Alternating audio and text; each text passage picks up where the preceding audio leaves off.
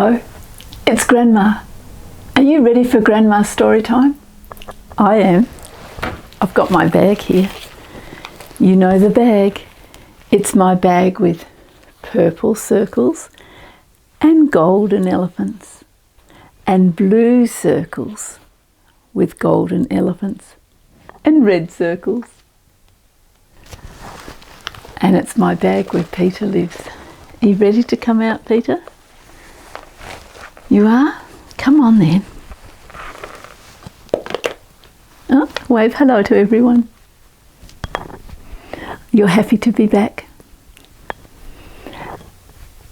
And you're happy about something else? Ah, they found the giant small one. Some of the giants were very big. Peter and Molly couldn't even see their heads, and they had to make sure their feet didn't tread on them, didn't they? But this one's not so big, no. And the wizard said he's frightened of him because the wizard has got strong magic. Do you think he'll tell him where his brother Twisty is? We need to find out. Oh, read the book. Read the book. We need to find out. Okay, Peter, what chapter are we up to? Oh, we're a long way through the book. The Wishing Chair Again by Enid Blyton. What chapter are we up to? 1, 2, 3, 4, 5, 6, 7, 8, 9, 10, 11, 12, 13, 14, 15, 16, 17, 18, 19, 20. We're up to chapter 20. Okay. Say goodbye to Peter. Peter can go back in the bag. Put on your glasses, Grandma. There they are. They're on. And let's begin. The Wishing Chair Again. Wandering Castle at last. Chapter 20. Mr. Spells made a small bow. "Greetings, Giant Small One," he said. "I see you have not yet found a spell to make you Tall One instead of Small One. I come to ask you a question. We want to find your brother, Giant Twisty. Is Wandering Castle on your island?" "I believe so," said the voice of Giant Small One, a rather feeble voice for a giant. "Go to High Hill and you will see it there. Why does Mr. Spells, Grand Enchanter, want my brother?" "That is my own business," said Mr. Spells. The children thought he was very bold indeed to talk to a giant like that. "Pray stay for a meal," said Small One, and he clapped his big hands, making a noise like guns cracking. "I have few guests as important as you." "No, thank you, no.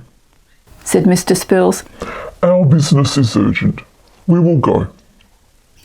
He walked back to the children and Winks, and they made their way to the door. But it was shut.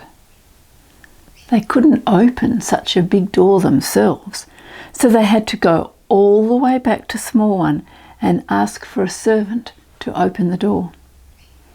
It took a long time to find a servant, which was strange, considering how many there had been in the hall a few minutes ago.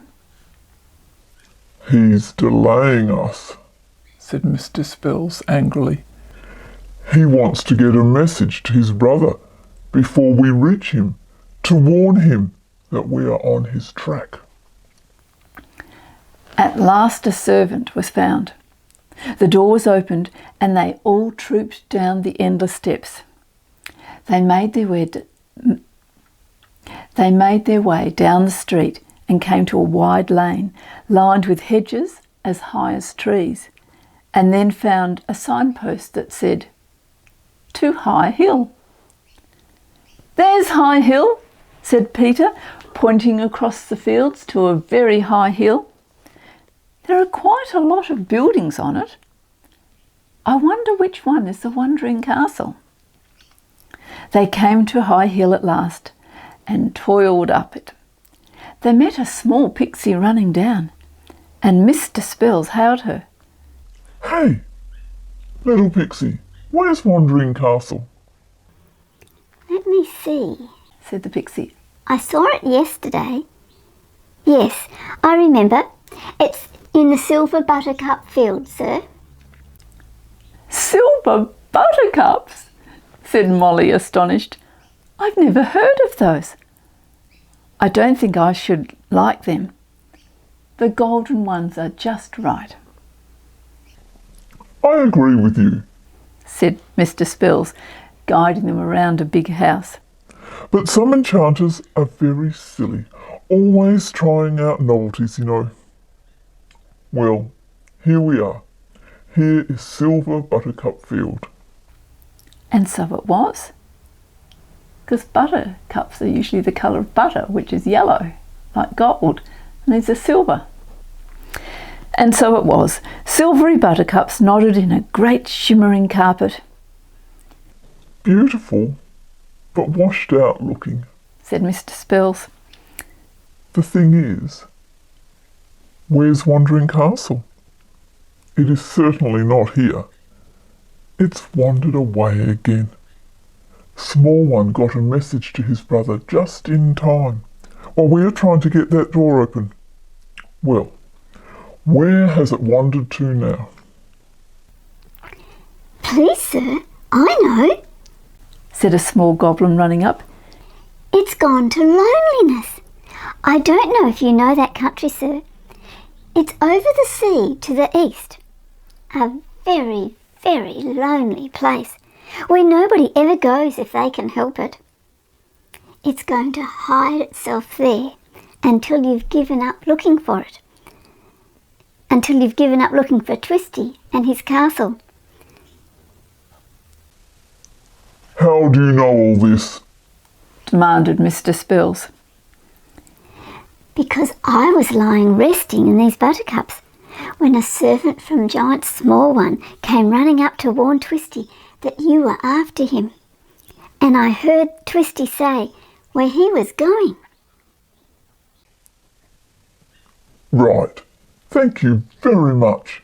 Said Mr. Spells. Come along, children. Back to the ship. We must sail off to Loneliness at once. Twisty could easily hide himself in that strange, desolate land without anyone finding him for years."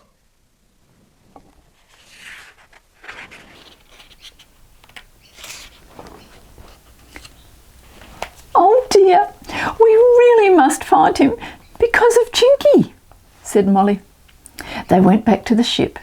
Cinders was so pleased to see them back so soon. He quite forgot to try and scratch Winks as he came past the door. Then they set off again, the wind filling the sails and making the ship fly like a bird. She rocked up and down lightly as she went, and the children began to feel very sleepy. They fell asleep. Mr. Spells woke them after a time. "Molly, Peter, we're here. Wake up, both of you."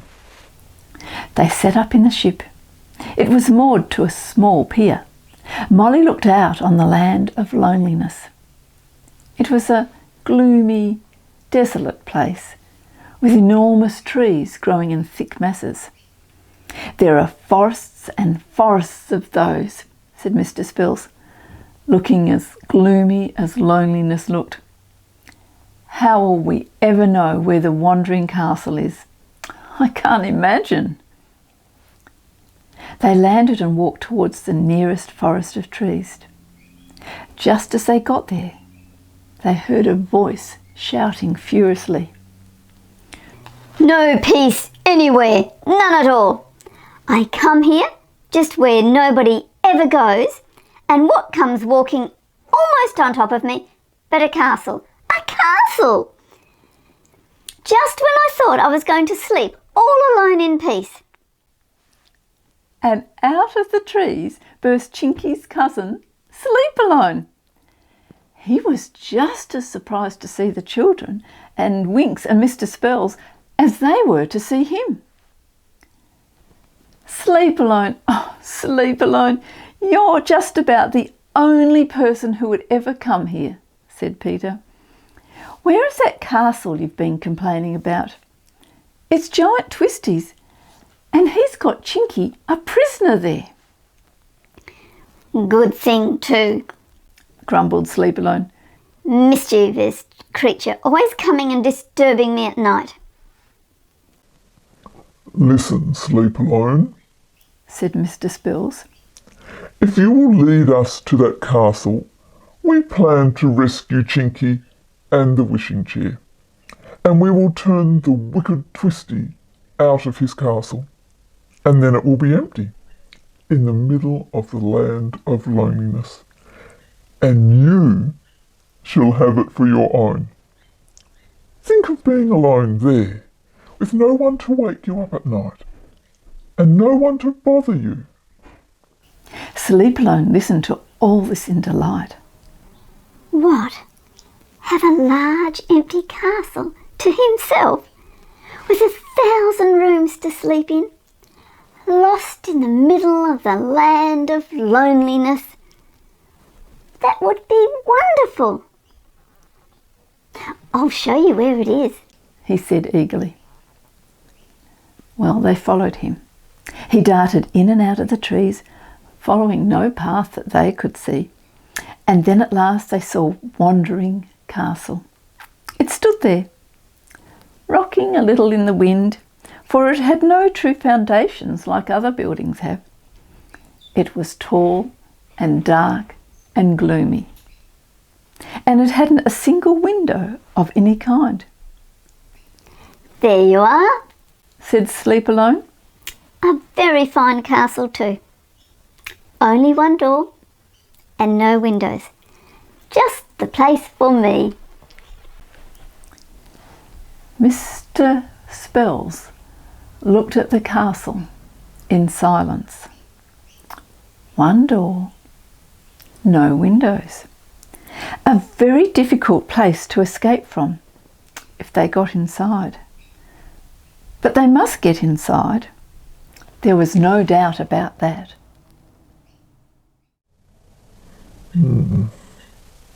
Stay here by the door, Sleep-Alone, said Mr. Spells at last. We're going in. He went up to the broad steps to the great studded door. The door opened. A giant stood there, a cross-eyed fellow with a twisted smile on his face. Come in, he said. So you've found me, have you? Well, I'm not going to deny that I've got the wishing chair. Yes, and Chinky as well. And now I'll have you too. To the children's surprise, Mr. Spells didn't run away.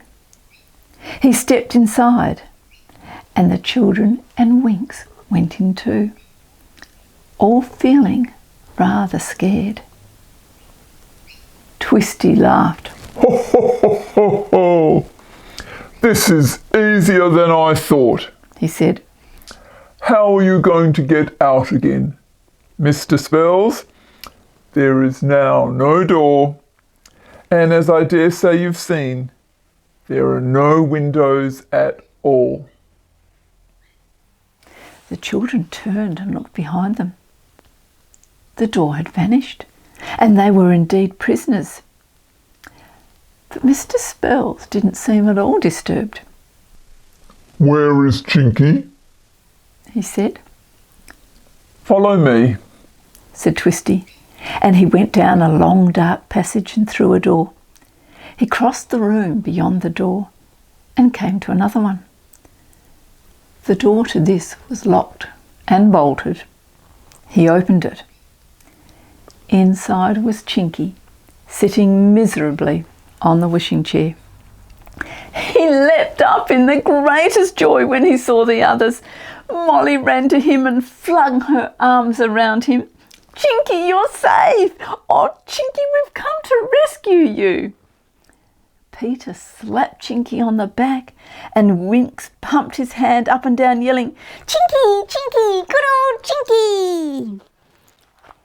In the middle of all this, there came the sound of a door being slammed and bolted, and then they heard Twisty laughing loudly.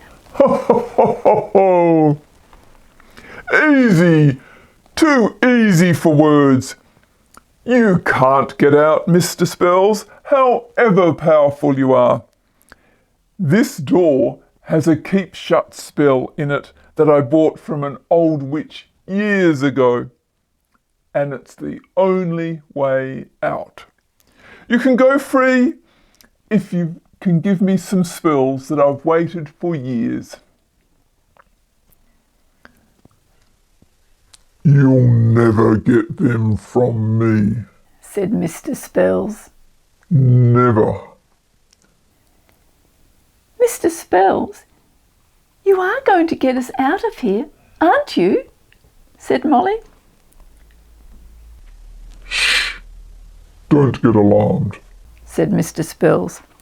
I'm going to do a spell on all of us. Yes? And on the wishing chair too. Now, where's my chalk? He found a white chalk in his pocket, and a blue one too. He drew first a white circle and then a blue one inside it. He made the children and Chinky and Winks sit down in the middle of it, and then he got inside the circle himself and sat down on the wishing chair. I'm going to say very magic words. He said. Shut your eyes, please, and don't be surprised at whatever happens. That's the end of the chapter. They found Giant Twisty, and they found the castle, and they found Chinky in the wishing chair. But how will they get out? Mr. Spell said he had very strong magic. I wonder what spell he will do. Come back tomorrow. We have to find out. Bye-bye.